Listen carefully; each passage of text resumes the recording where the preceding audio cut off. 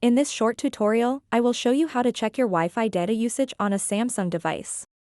It's important to keep track of your data usage to avoid exceeding your plan and incurring extra charges. To get started, swipe down from the top, just like this, and then tap on the gear icon at the top right corner of the screen. Once you are on the settings page, tap Connections. After that, tap Data Usage.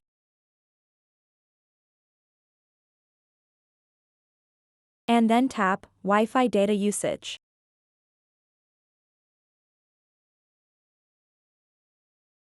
At the top, you'll see the total Wi-Fi data usage for the selected time period. You can also change the time period to see previous Wi-Fi data usage amounts.